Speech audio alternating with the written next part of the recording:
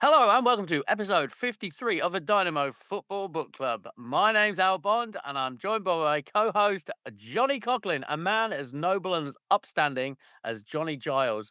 Johnny, how are you? Very good. Happy New Year. And I love the Giles comparison. More on him and on. What more are we doing? Well, we're doing our first fictional book, Johnny, literary fiction. It's The Damned United by David Peace, the story of Brian Clough's 44 days at Leeds United. I don't see there's a battle at all. I resigned and they've accepted it. Pete and I are now officially finished with the Derby County Football Club. Can you tell us why you resigned? Brian, can you just answer? That is the last question. Thank you very much indeed. We're back from a 3-week hiatus, folks. Thank you for sticking with us. This was caused by a rift between myself and Johnny over a misunderstanding about the Immaculate Conception, which came to light in our last episode. Me, I was the bigger man. I've converted to Catholicism in order to continue the podcast. So let's crack on. Let's leave Bethlehem 2,000 years ago and let's travel to a fucking grim, cold, miserable Yorkshire in the 1970s. Oh, blimey. Hey, this book, Johnny. I assume you'd seen the film before. Had you read the book before? I think it's astonishing, but no, I hadn't read the book before. I'm genuinely astonished that I'd never read this book before. I mean, this book, which is described from numerous sources as the greatest novel about football ever written. No, I had never read it before. Had you? Had you? No. But had you seen the movie before? I'd seen the film, yeah, and I can't say, I remember certain parts of it, but I watched it again and it's a hell of a lot of fun, isn't it? Well, we'll get to that then, I guess, won't we? Oh, yeah, Oh, we look at will. this. The great defender of Frank Clough. Maybe it's the great defender of Don Revy. By the way, is it Don Revy or Don Revy? I, yeah, whatever takes your fancy, innit? I think he says Revy. Does he say Revy? Well, the the audiobook, he says Reevy, but I think it's Revy. By the way, the audiobook is read by, I think his name is it John Sims? He's an actor in like Life on Mars. You know that show? Yeah, yeah, I know what you mean. Like weedy looking nerd bloke. Yes. But he's also in a band, that guy who like he plays one of the members of Echo and the Bunnymen is in his band. Something Sims, maybe not John. But anyway, he does a full Clough thing in the audiobook. It's quite fun. Oh, he does the accent. Yeah, and then when he's Dave McKay, he's Dave McKay and that kind of thing. Oh. Yeah, so okay, I mean, we're going to talk about this. So obviously, I read the book. Johnny listened to it. I wonder what if we had different experiences. So the book is okay. Just a bit of it's set during Clough's 44 days in charge of Leeds. You also have flashbacks to his times in front of Derby, and it kind of meets up in the middle, right? Uh, Well, the focus, I suppose, is the Leeds thing, but the actual amount of the book that's split between Derby and Leeds is it's roughly equal, isn't it? And I suppose ultimately what he's doing is this kind of counterpoint because Clough's approach to both situations is the same, but the reaction, I mean, his approach to managing both teams is the same, but the reaction, particularly of the player, is quite different. yes, very different. But I've got to say, Johnny, if you were reading the book, no, yeah, if you're reading the book, you would understand. Yes, if you are Brian Clough in the book, I do understand Leeds United players' reaction to him because, I mean, in this book, Brian Clough, you can also read Colonel Kurtz, Patrick Bateman. He's pretty much a psychopath in this. He's certainly Yeah. described as schizophrenic. This is Mhm. a story of blood, piss, and fucking sweat, isn't it? Like, it's grim. It's Y- grim, Johnny.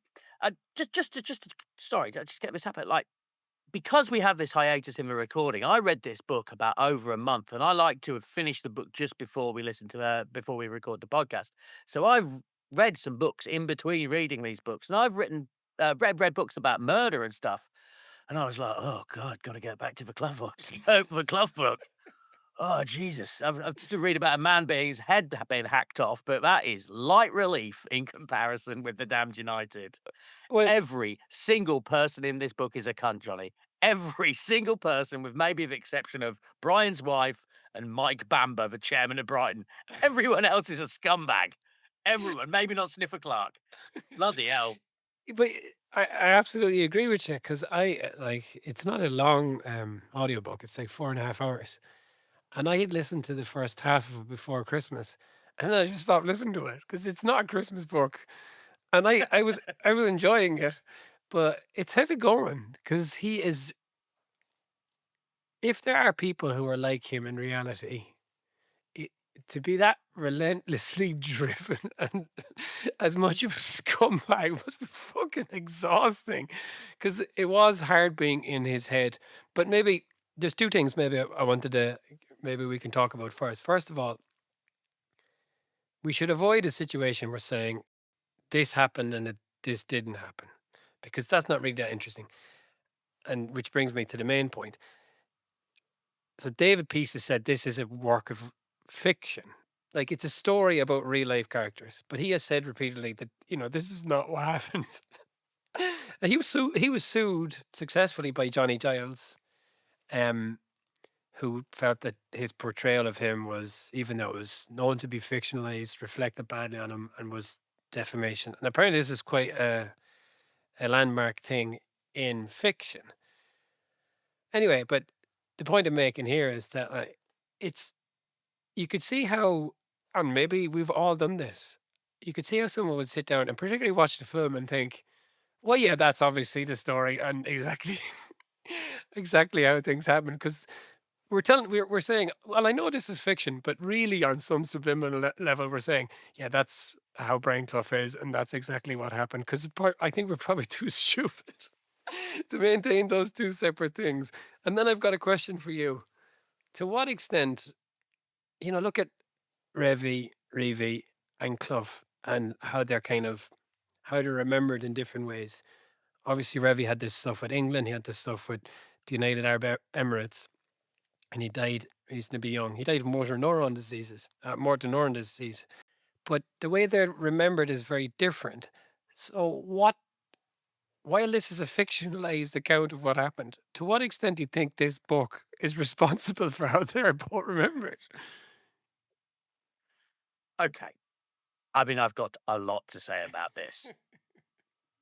Right. First of all, you talk about David Peace, the writer, saying, yes, it is fiction. But he also goes on to say, but his fiction speaks more truth than non-fiction. So he's getting himself all tied up in all sorts of Well, literary he said, stuff. I think we looked at the same thing as that thing, the South Bank show, right? It's about this book. Yes. And he said, people ask me, why didn't I just write the non-fiction version? And it's a reasonable question. And to which the obvious answer is, because I write fiction. But that's not the answer he gave. He said, there's really no such thing as non-fiction. And as you say, Al, my fiction that's more truth. My made up version of events is truer. We could really get bogged down in this, Johnny, couldn't we? Because this is I sort of agree with him. He says whenever you write a biography of someone, you have to pick out salient points in their Course. lives, and those Yeah. are more important. And in doing so, you thus make it fiction because you're focusing on these pivotal moments, and most of your life is not that. So, in a way, he's right, but in another way, you know what I mean? Is Brian Clough genuinely ringing up Don Revie at 2:30 in the morning, so like nearly in tears, saying you should leave the team out? Because if he's not, I'm not sure you should be writing that he is, because it makes him look like a fucking weirdo. When- which my, which is what the Clough family would probably argue, right? It's The Clough family put out a statement saying that this is not a fair reflection of Brian. it's all other accounts, right? Anyone else who know him said, no, this isn't really like Brian, because this Brian Clough is a gloomy motherfucker. I mean, he is. He's a sad man. He's a frightened man. He's an evil man. He's an evil. Yeah, it's right. Just another couple of notes about the book. So it's written in a stream of consciousness, right? Have you ever read Wolf Hall, Johnny? I have Book tried about it. twice and failed twice. Well, I think that tells you everything you need to know, listeners. But for me, I would say Wolf Hall is the pinnacle of this century's achievement in the arts. I think it is the finest thing I've ever read, written this century anyway. It's magnificent. Oh, okay. Well, it looks like third time lucky for me then on Wolf Hall. Oh, it's good, John. It really, you do have to get into it. But yeah, when you do get there, he is Cromwell. But again, we don't want to get so good at this. But it is very much like that. It's like Clough's autobiography and Wolf Hall fucked and had a baby, and that baby was a mean, snide little book. It's yeah, so it's written in a stream of consciousness, and it's written in present continuous. So it's a present account. It's very immediate. It's not in a narrative sense. It's not like he said he did. When it's he's in when he's in Derby, he's going, you go here, you go there. It's from Clough's perspective. So it gives it a real different feel, and it must be enormously difficult to write in that sense. It It is an achievement. It isn't a literary achievement without wanting to sound too wanky. it is very urgent or something, isn't it? Yeah, it gives it immediacy. I think that's what they actually call it. I've got it written down. I wrote down the terminology. Obviously, I can't find it, but yeah, the writing gives it immediacy. It's in a first person and it's in a present tense. It's not in a narrative tense. So it is a very, very unusual book for that reason alone. But that urgency is what I found difficult, and that's why I kind of took a break from it. It just moves along. It's not that it just moves along in an incredible clip, but it's just a relentlessness of him, the character of Clough, and how this gnawing insecurity and yeah, kind of Machiavellian evil that shines through. It's it's exhausting. It would be exhausting to live in a head like that, you know? Yeah. And to achieve this, the writer piece has just read every single possible book on the subject, right? I mean, his research is exhaustive. He's read like all the Leeds autobiographies, all the Forrest Clough biographies. He has read everything. And that made me think, Johnny, we could write a book like this too. And who would we write it about, Johnny? Do you know? Who would be our Brian Clough in this book? Steve McMahon. No, it would be Bruce Rioch. It would be Bruce Rioch would be the guy. He's like, here I am looking out of the bastards. Look at that Ian Wright. You'll never be a John McGinley Wright. Looking there. I've read enough, I think, but I could write the Brucey Rioch equivalent of like We've Rioch only doomed 9 months into charge of Arsenal. we've only read about a quarter of the Arsenal canon. Just they never stop reading books. We haven't read Merson. We haven't read Henri. We haven't read Burkamp. We haven't read Seaman. I'm sure he's got. Adams either. Yeah, so it's yeah. God, I couldn't bring Bruce Rioch book. I We'd want have it. to get. On that topic, Al, what would the Ruben Amorim have news today as we record? What would the Ruben Amorim damned United look like? Oh God. What actor would be playing Bruno Fernandes in this? It'd be that Remy Malik. And I would refuse to watch the movie for that reason alone. Well, that would be a sad tale, wouldn't it? I mean, there's a man who's lost his confidence, right? There he was. Apparently, you know, when he was a player, he was like the biggest, like, class clown, the biggest joker. You wouldn't know it now, would you? A little broken man. He's going to limp back off to Portugal. Yeah, like in that particular, I like what are they going to do now? I have a feeling what all those fellas, Jason Wilcox and Omar Bereda and those fellows, they'll do two things. Jim Radcliffe is now going to fire all of the staff from the Manchester United megastore to really flex his muscles. And then they're going to go on ChatGPT and ask ChatGPT who they should appoint next because those guys don't have a fucking clue what they're doing. But it's going to be Oliver Glasner as all intense, like. Maresco, I was thinking Maresco the moment I saw it. No, Maresca. yeah, Maresca. Sorry. Well, he's available, isn't he? He's Yeah, available. I was thinking, is that why they fired him? Is that why they fired him? That's kind of how these guys think. Should we ask him first? Nah. I'll tell you what, mate. If you want trophies, there's only one name. Ange Postecoglou. Get him in, lads. Get him in. That's what Man U should do. Just go full fucking clown car, like, go on. Get him in some big fucking clown shoes with like a fucking wheel spur, pinwheel on his hat, like.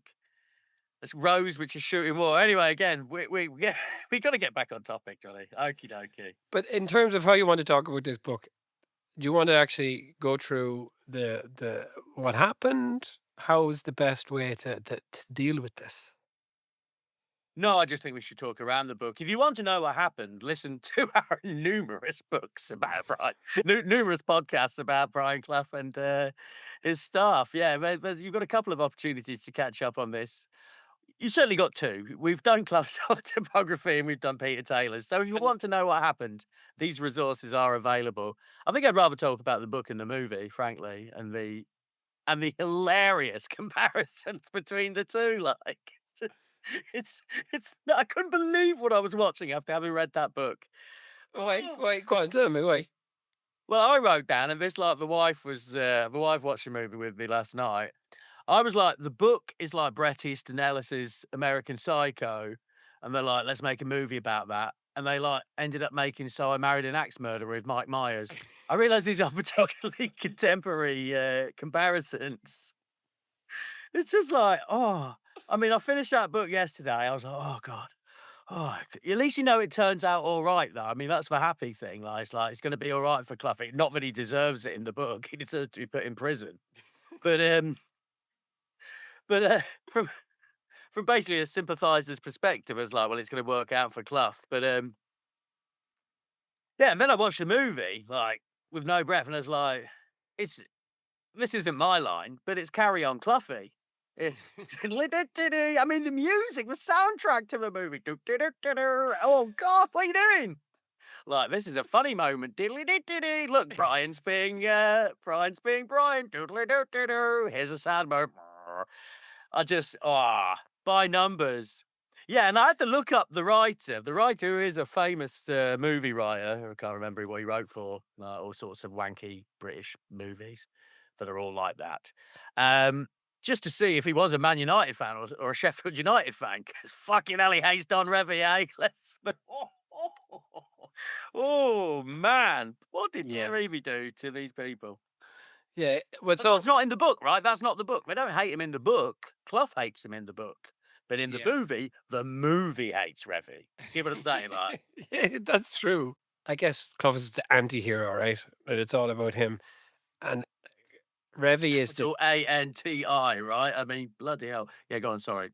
and Revie is his nemesis, the person that everything about Clough is about Revie and him trying to better and defeat Revie, because Revie snubbed him once when Leeds came to play against Derby at the start of Clough's managerial career there. So he's obsessed with Revie. They're both from Middlesbrough.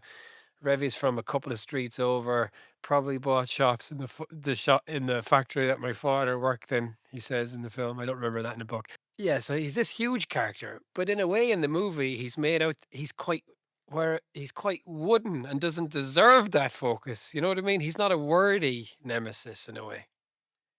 No, not at all. It's just, if anything, the movie makes him quite sympathetic. He sort of tries to deflect his attacks, but in the book, he is just this character. He's Clough's white whale, all right, and he's Ahab. He's out searching for him, but yeah, it's weird. But in the movie, he is just a very bland character that the movie absolutely despises because it's so in love with Clough, which is just the antithesis of what the book is.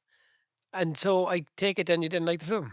I said 5.5 out of 10 after I watched the movie. Yeah, right from the get go, everyone was like, "Isn't Martin Sheen brilliant?" I thought I'd do a better Clough. Mark Crossley does a better Clough.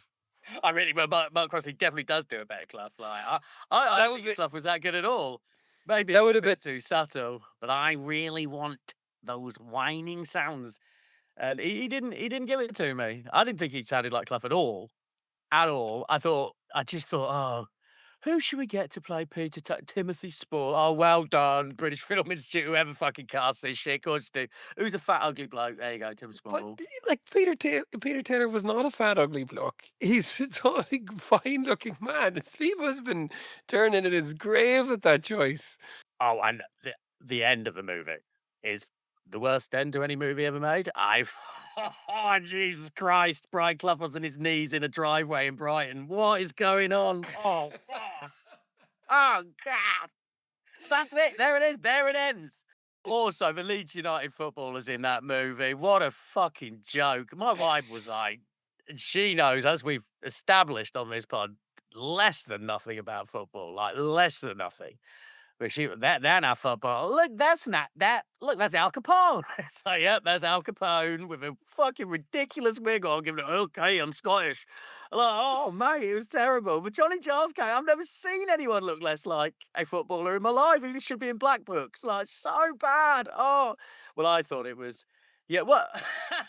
Yeah, I really thought it was pretty sucky. Well, The wife said that Martin Sheen was good. So, good for him. Well, I Michael suppose- Sheen, not Martin Sheen. I suppose an actor would say he was trying to be him rather than sound like him, maybe, you know? He's trying to capture his essence and all that stuff. He wasn't trying to just do an impression like Roy Bremner or something. Here's a question. Do you think that any of the actors in that movie read the book before they did the movie? Maybe not. Because I think if I was like the director of the movie that was written as the movie, I would say, nah, don't read it. Don't read it, because we don't want you. You'll be like, look at this, diddly carry on, Clough, and then there's like Clough standing in a pool of piss and blood. Like, it's like, where's this scene in the movie? Yeah, we cut that bit out. We cut it out. But- We didn't want- I did like the film, and I guess there is a feel good factor, which is totally and utterly absent from the book. But like, I like that film. I've seen it before and I enjoyed it. I was happy to watch it again, and I watched it with my wife as well, and she enjoyed it too. And she's very much pro Clough, anti Revy, even though what I Could you watch that movie? No. Not be that way. Because basically the movie said, it's Richard Nixon. Look, Don Revy's Richard Nixon. It's Richard Nixon. Look at him, a fucker.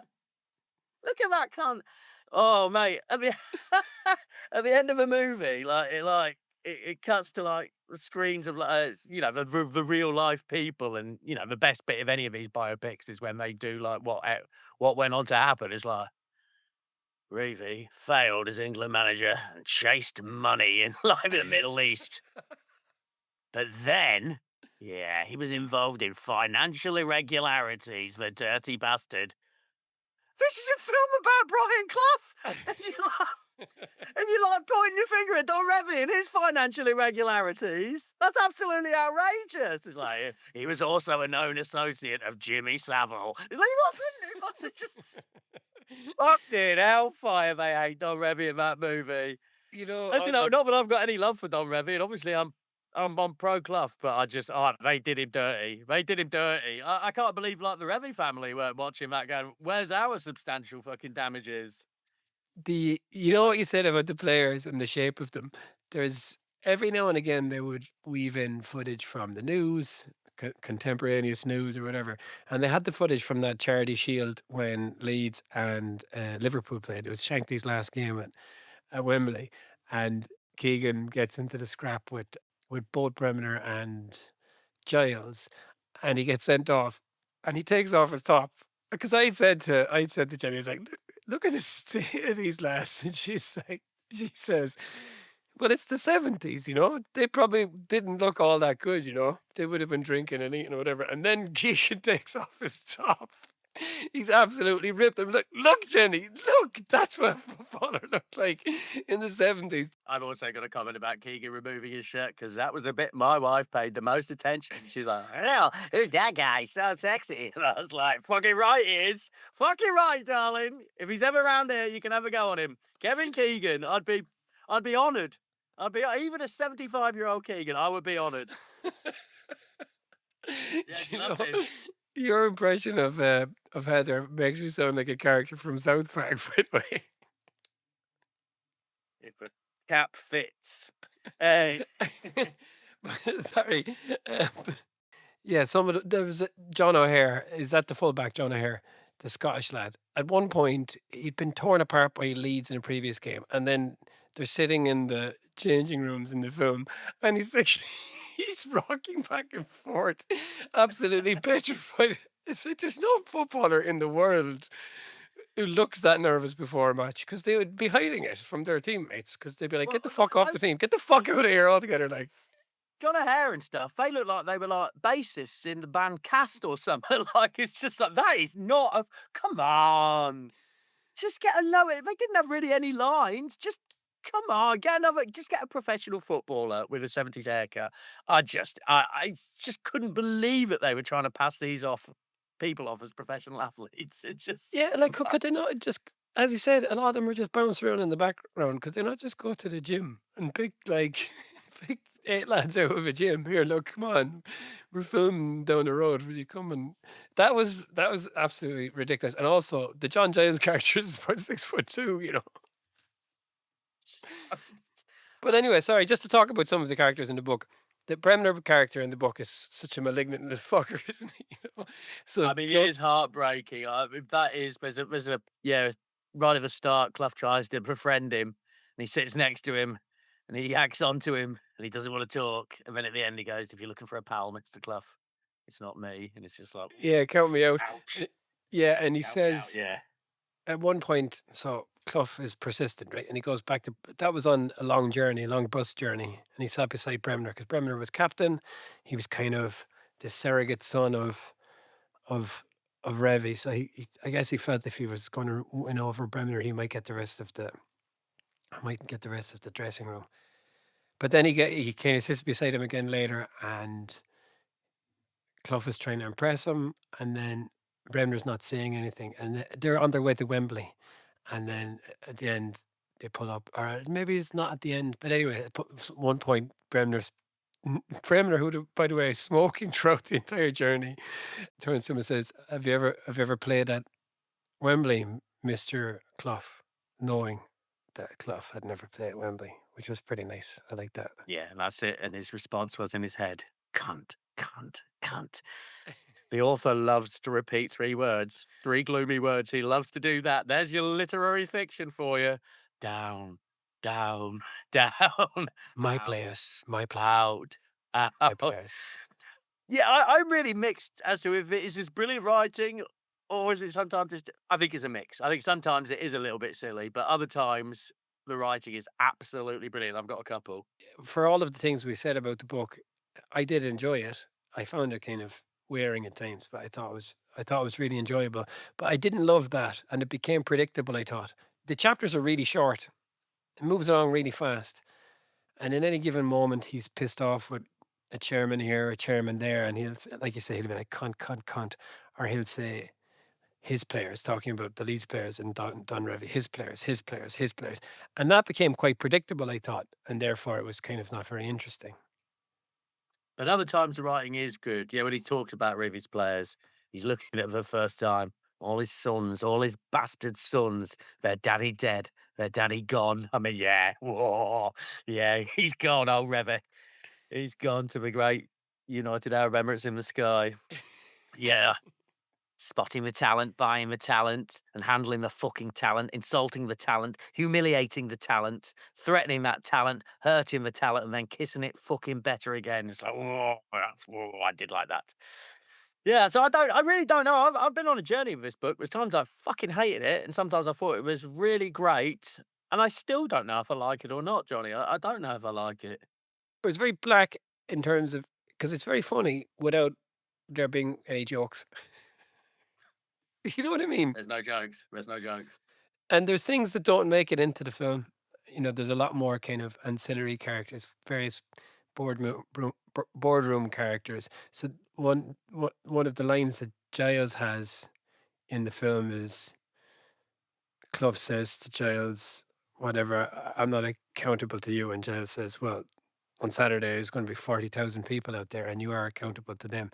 But that's just some random suit from Leeds in the book. So they kind of had to condense it, obviously, to make it shorter. But there's also significant things, like we'll say this in the film.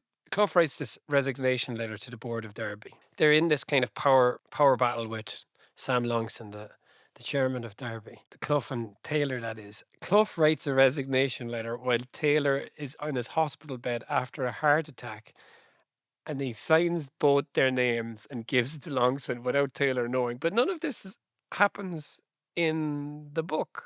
That's not in the book. Taylor doesn't have the heart attack in the book. He did have a heart attack in real life, but that doesn't happen in the book. There there's a fair bit of literary license, as David Peace says. This is a work of fiction, but then there's more again in the book. They're not always faithful to the book itself. And as you say, in the movie, in the movie, the whole last 5 minutes of a movie is just total invention, right? It's like this Don Revie Clough like TV interview, and I'm not saying Don Revie Brian Clough TV interviews didn't happen, but all the dialogue at the end, none of that happened.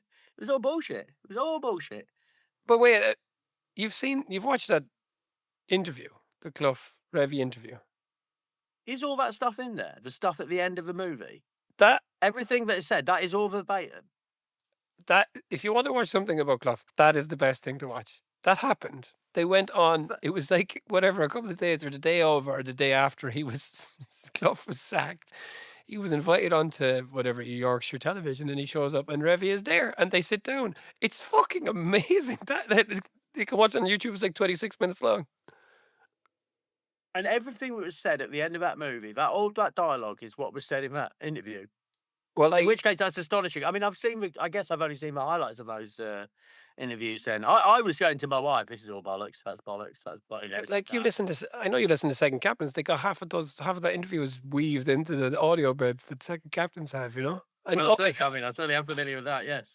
I want to win it, and I want to win it better. That kind of stuff. That's from that interview, and it's like.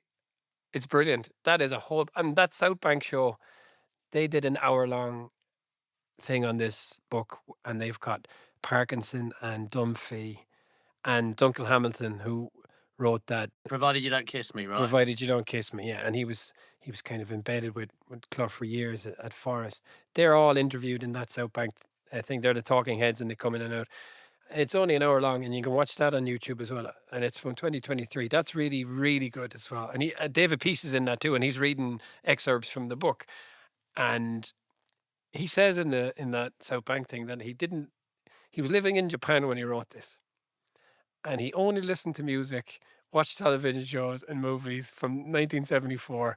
He said being in Japan meant that he could kind of, because he was surrounded by the Japanese language, he was totally immersed in his English-speaking head. Everything was 1974. It's kind of fun, isn't it? No, I thought that was fascinating, and that way he could just channel the 70s. He didn't even get contemporary speech or sayings in his head. Yeah, that was very, very interesting. He's a Huddersfield fan. Well, that's it. You were talking about the talking heads, Parkinson, Dunphy, and the other fella. They all disputed it, right? They all knew Clough, and they all disputed Peace's account of Clough. He was many more shades than I mean, Parkinson describes David Peace as an excellent writer, but a very, very pessimistic man. Yeah. And I would say that's fair to say. I thought it was also funny because I only researched this morning, and I was like, what else has David Peace written? Oh, 4 books about the Yorkshire Ripper. Yeah, that tracks. Yeah, that sounds about right. Yeah. Similar tone, maybe even more of a laugh than the... Oh, I don't know if I could face those books, Johnny. I don't know if I could face them. God damn, it'd be grim. It was grim enough about football without, like, murdered prostitutes. Jesus Christ. Yeah, that is a gloomy motherfucker. It was interesting with Dunphy. Dunphy in Ireland is forever associated with Giles because they're Tweedledum and Tweedledee in a way on Irish television. And Dunphy takes a gin. He takes a gin against David Peace a bit, but not in a terrible way. But he said he didn't think it was a great book or whatever. And he says, I knew people who were there, and he's obviously talking about Giles. And as I said, Giles sued Peace. And actually, they talk in that South Bank thing. They talk about It's Only a Game, the Dunphy book, and Michael Parkinson, who I wouldn't have thought would have thought much about Eamon Dunphy. The interviewer says to him, "Well, Dunphy thinks it's all about class," and Parkinson says, "Well, yeah, Eamon thinks everything is all about class," which was amazing to me. Like, that astounded me. As soon as Dunphy popped up, I bet you were happy. But Dunphy was great, actually. He says, like, it was a caricature, but he also says, like, he believed that Leeds United was a boil on the face of a game. Yeah. And I thought, I wrote that down as well. was well, I mean, like, and he was just saying, Clough just said it how people should have said it, like that they were bad champions, they were cheats and they were nasty. And it was brave of him to do that. Probably should never do that when you're going to manage that team, but nonetheless, I thought that was great. Also, Dunphy has his greatest scorn for just football journalists. I know, These and talentless word machines. Like, look, you're telling me, Eamon, you're telling me I do a podcast about football fucking autobiographies. Like, yeah, these talentless fucking hacks. Yeah, the South Bank show. I'm so glad you made me watch it because I would have been so outmanned if I hadn't have done. Yeah, it was brilliant, wasn't it? It really was brilliant. yeah, it's fun. The other thing, Giles Sue's piece. However, I watched a bit of Giles talking about Clough, and he says this thing about he didn't have a meeting with the players at the start, and Revy calls them out on this in this interview on Yorkshire TV. But then Giles says the things that Clough said to them. Irishman, whatever you're dirty. You go over the ball. Norman Hunter. Everyone wants to be loved. Even you want to be loved. And Giles says, Norman Hunter said, "I don't give a fuck about being loved." But anyway, he says a lot of the stuff that Giles says there are kind of reflect that first training session. But what he did say was, take all of your medals and throw them in the bin, because as far as I'm concerned, you didn't win them, whatever. It wasn't just or whatever. But anyway, the point I kind of was trying to make earlier, I started making, was he went to Derby and he was the same abrasive character. They were at the bottom of the second division. He brought them up to the first division. They win the league. They get to the semi-final of the European Cup. He goes to Leeds with this little stay in Brighton in between, and he tries to do the same thing, but with a team that has just won the league. So all of the things that worked for him in Derby, and he comes along and says this to them, they're like, "Well, who the fuck are you, man? Like, like we've won the league. Like, okay, fair enough, you might have done well at Derby, you've had an excellent career, but ultimately, what a lot of those players are thinking as well is like, well, we don't care if you scored 200 and however many goals for Middlesbrough. Yeah, it's insane. It's like one thing taking over like Sheffield Wednesday now, bottom of the second division, and then going up to the Arsenal like the Man City lads, and being like, "You fucking useless twats." Yeah. What are you talking about? What are you talking about? But Come on. Leeds, Leeds did have a manager who brought them up from the second division and brought them to league title success. And do you know what the name of that man was? Al? Revy/Revy. Revy/Revy. Exactly. Yeah, they were in the second division when he took over as well. And also, did you know that? Oh, good for him, Johnny. Do you know how his career ended? Like, yeah, way down with like financial irregularities. Shame after having failed with the England team, the scumbag. And do you know what? Do you know what happened to Derby after Brian Clough left? Well, we finished second. Like, They won the league. They won the league. Anyway, but just on the Forest point, because a lot of the players, well, at least some of the players, and some of them, John McGovern and is it John O'Hare, played for Derby, Leeds, and Forest. Yeah. But what the fuck were Derby thinking really at the end of the day? Because he wanted to create this dynasty. Like, seriously, why did they accept this resignation in real life? I mean, he must have been terrible, because he went on obviously to win the European Cup twice with Forest, but that's what he would have done with Derby. I think he overplayed his hand, right? He just like, you can't bear to lose me, you can't bear to lose me. But he was just too much like hard work. He does sound an absolute terror, right? A terror. He'd go out of his way to humiliate the chairman, Sam Longson, right? Who in the movie is played by Jim Broadbent. So it's like, oh, how could you be mean to him? Oh, stop it. Stop it. He's Bridget Jones's father. Yeah, it's so out of order. Yeah, when he turned up, the wife was like, "Oh, they've got every fucker here, haven't they? Every British actor, they're all here." Hugh Grant playing Johnny Giles. Yeah, that was him overplaying his hand. I've sort of done that in jobs before. Like, "Oh yeah, all right, here's my resignation. We accept." All right, Who's with me? okay. But it was astonishing the reaction. I mean, we've covered this before, but the whole team are like, "Oh, we don't want to play. We don't want to play." It made him look silly, though, in all cases, right? In the film, in real life, and in the book. He looked silly. He overplayed his hand Mm. I and guess he. but why did they take the fucking Brighton job? I mean, I will never understand that. Like, it's like you're out of work for like 2 weeks. It's like, oh, I've just won the league. Okay, I've handed in my resignation here. Any port in a storm? Surely that's not the case. There's a better job's going to come along than the fucking third division. That never made sense to me, no matter how financially well packaged it was. And also, it's not like he was out of work. He was still on television, no? So, well, I definitely need a second job. I need the second job fast. No, that's it. It's like he had one little sniff around at like the the international job of Iran. It's like, oh, this isn't for me. I guess it's Brighton then. It's Iran or Brighton.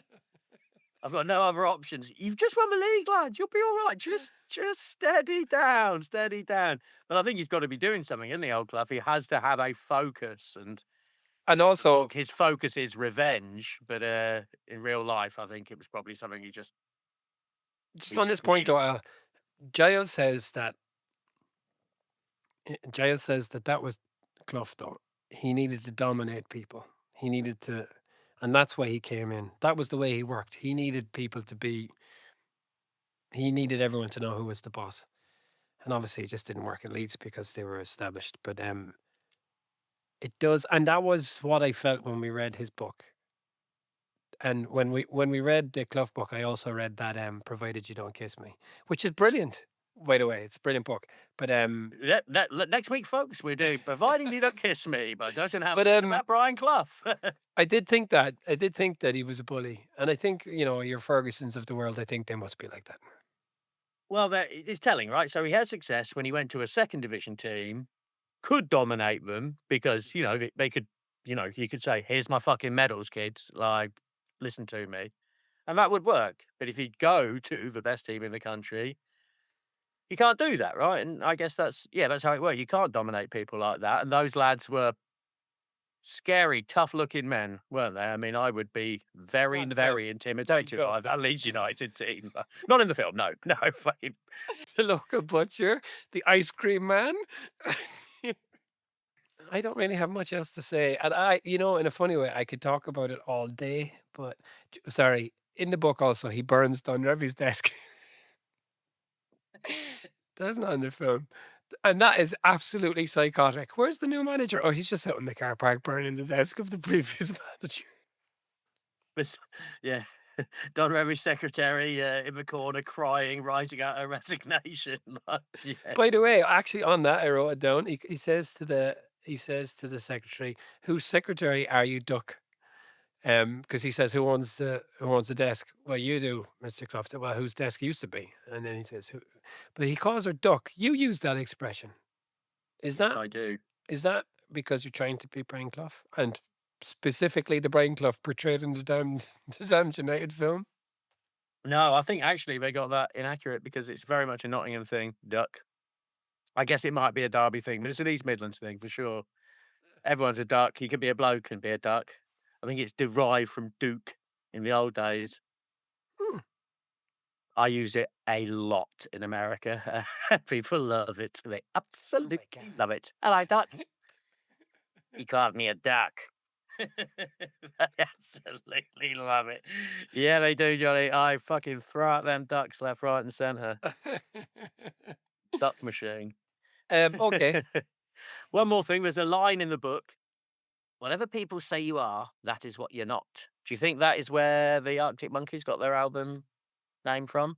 Whatever people say I am, that's what I'm not. Oh, I think it is. I think it is. go on. No, that's interesting. Do you know the song "Geraldine" by Las Vegas? Not that I know, but I know it. It's a great song, but it's in the trailer for this film. And then if David Peace only listened to music from 1974. Why didn't by the way, I really do like that song, Geraldine, but why don't they have songs from 1974 in the trailer? Like you said, they have all that kind of Benny Hill style stuff. Why didn't they stick to the musical palette of the time? I really was shocked how bad the soundtrack to the movie was. Also, there's a line in the movie, by the way, where he's like shouting at like one of the directors, and he's like, "You want to spend the money on prawn sandwiches?" It's like, Yes. fuck off, prawn sandwiches in the 70s, bollocks. Come on. Roy Keane would be very upset. Yeah, Roy Keane. As if it would have been a prawn cocktail in the 70s, wouldn't it? No one had prawn sandwiches. But also that only became a thing when Keane said it, wasn't it? Exactly. Exactly. Anyway, okay. Pointed that out to my wife. She didn't care. Well, actually, Heather, you should know. Just as a fun thing, I asked my wife if she had a comment on the movie that I could put in the pod, and she goes, it was too long. It should have been half an hour shorter. And I was like, it's only an hour and a half long. And she was like, no, they could have cut out a lot of the stuff here. And it's like, you talking about the same movie? She was talking about the new Leonardo DiCaprio movie. I was just like, forget it. I'll throw that anecdote in. Like, so what do you think of the movie? Like, half an hour too long. That's what she thought.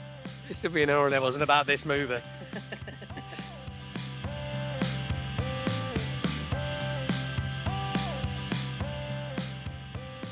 Yeah, okay. Well, Al, so what did you think of the book? More than any book we've done, I'm still not sure what I thought of this book. I don't know. It's like between a 7 and an 8. It's like 3 3/4 stars for me. Like, that's how many. Well, what are we going to use? What's going to be our rating here? Like, Burning desks, ducks. 7 burning desks. But it might very well be 9 burning desks, Johnny.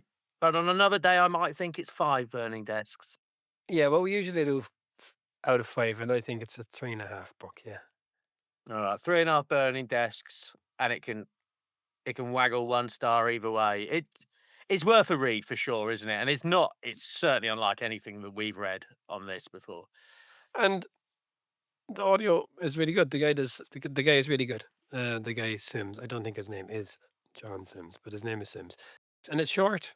If you want to feel really, really nervous and on edge while you're taking a flight somewhere, I can recommend this book. Yeah, okay. What about the movie? How many stars do you give the movie? See, I like the film because I like the whole era, the way people are dressed, the fact that it's about football and it's not shit. Yeah, I like the film a lot, actually. I mean, crucially, it's not shit because there is 0 football in the movie, right? Absolutely 0 football in the movie. There's some training sessions, and that's it. You don't see anything else Well, apart from actual old footage. you see the Stephen Graham plays Billy Bremner. You see him dribbling a bit. You see Martin Sheen playing a good bit of football, like keep you up because he was a good footballer. He was on Second Captain's interviewed, and he said that he was scouted by Tony Adams' father, and he says he was asked to go for a trial at Arsenal, and his dad didn't let him, which sounds a bit. Yeah, okay. Are you acting now? You're going to be an actor, young man. You're going to be an actor. You need to focus on your acting. You haven't got time to be messing around with the football. Yeah, he said his Welsh father in the 1970s. Yeah, I think 7 out of 10 film probably. 5 out of 10 for me for the movie. I just thought it was a little bit. It's just a certain brand of British movie, and I mean like The Imitation Game or like The King's Speech. It's all just a little bit too twee and a little bit too nice. It's got a full Monty vibe, all right. Oh, it's got a full Monty there. That's a nice comparison. It's like, everything's going to be all right in the end, folks. It's going to be all right. You're leaving the cinema with a little smile on your face. You ain't leaving the end of that book with a fucking smile on your face. That's for sure. You're scowling at that book all the way through. Like, oh, fuck it hell. Clough humiliates a cleaner for no good reason. Like, oh God, why? Pisses in a room and smashes it up. Yeah, you can see why the Clough family put out that statement. Atmospherically, it's brilliant. You can smell the piss, you can feel the cold, like you can see the blood. Like it is. Yeah, I think it is a good book. Maybe, you see, that's it. I don't know how I feel about this book. I feel good. I feel bad. I don't know. Um, 7. what are we doing next? Is it Gillespie? Yeah, Gillespie's been found. We've had to put this one off a couple of times because my daughter opened the Keith Gillespie book and then hid it behind a princess book. So I was unaware that I've had it, and I've had it for weeks and weeks. So yeah, next time, How Not to Be a Football Millionaire by Keith Gillespie. Yeah, That's like me read a lot of these books. How Not to Do This. I think it's like 3 or 4. yeah. And I have my own book, Losing Story. I brought home Once in a Lifetime, which is about the New York Cosmos, which we're doing after that. I brought it home to read at Christmas and left it in Ireland. Good story. Might Well, even, get it posted out, bruv. I've got that on my Kindle, raring to go. yeah. Okay. Well, thank you very much, Al. We haven't got Um, one for next week's draft, have we? No, we haven't talked about it, but we'll figure something out. Yeah, it'll be great, whatever it is, folks. Make sure you tune into that. All right, Al, a happy new year and happy new year to all of our listeners. If you'd like to give us a belated Christmas present, please give us a nice old rating and tell all your friends, all of them, about the Dynamo Football Book Club. Thank you very much, listeners. Happy New Year to you all. Sorry about the hiatus, but we'll be back next week. God bless you all. Yeah, take care. Thanks, Al. Catholic, God bless.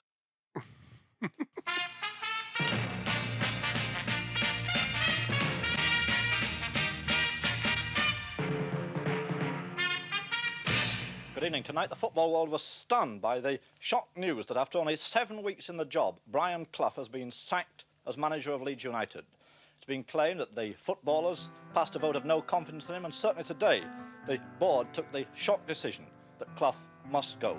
Tonight, on this live calendar special, we're talking not only to Brian Clough himself, but also to the man that he succeeded as manager of Britain's most successful football team, the Don Revie, the England manager. The Brian Clough, first of all. Brian, what's your reaction to being booted out in this fashion? Oh, it's a very sad reaction. Obviously, to be sacked, as you profoundly put it, and the only way you could put it, is a very sad one. A very sad one for me personally, and I also believe a very sad one from Leeds Football Club's angle and from the Leeds City.